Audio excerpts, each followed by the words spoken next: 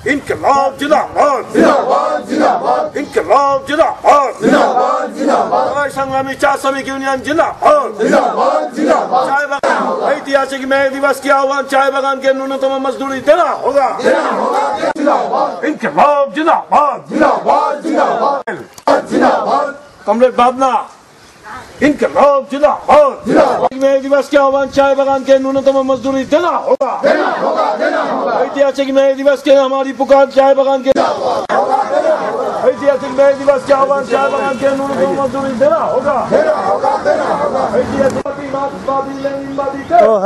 बोलो बोलो ऐतिहासिक मे दिवस जिंदाबाद दिवस के आह्वान अविलंब के मजदूरों को न्यूनतम मजदूरी देना होगा हमारी यूनियन के प्रेसिडेंट अध्यक्ष अभिजीत मजूमदार दो चार बातें करेंगे।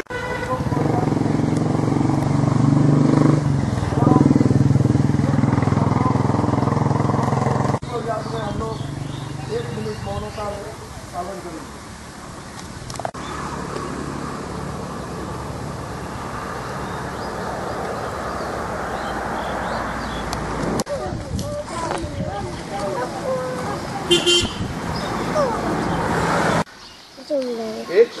साल चला गया और ये मई আমরা এবারের মে দিবসটা যেটা 131তম মে দিবস আমরা বিশেষ করে চা বাগান চা শিল্পে আমরা joint forum of trade unions তাদের পক্ষ থেকে আমরা এটাকে দাবি দিবস হিসেবে অধিকার দিবস হিসেবে পালন করছি।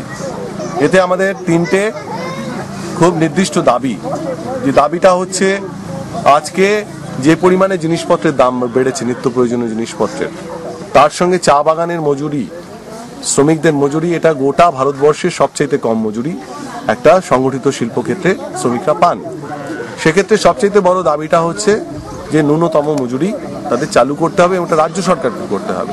এবং এটা একটা মিথ্যে কথা এবং কোনো না কোনোভাবে মালিক পক্ষের স্বার্থ রক্ষা করার জন্য সরকার এই কাজটি করে যাচ্ছেন। সরকার এটা করতে পারবেন না। এই মে দিবস থেকে আমরা শপথ নিচ্ছি এবং আমরা আন্দোলনের কর্মসূচি নিয়েছি যে মে দিবসে সর্বত্র সংগঠিতভাবে, এককভাবে এবং সম্মিলিতভাবে মে দিবসের ভাবনাটাই হচ্ছে ঐক্যের ভাবনা, শ্রমিকদের ঐক্য। সেখান থেকে আমরা আন্দোলন শুরু করছি।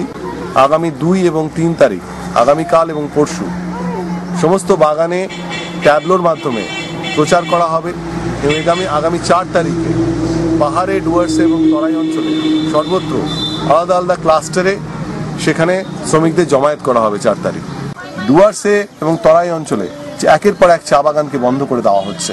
যেখানে চা শিল্পটা লাভজনক শিল্প আছে, সেক্ষেত্রেও কিন্তু আজকে মকাই বাড়ির চা সেটা 20,000 টাকা কেজিতে বিক্রি হচ্ছে, আর সেই মালিক পক্ষরাই তারা একের পর এক চা বাগান বন্ধ করে দিচ্ছেন সিসিপিএ। আমরা বলছি এটা চলবে না।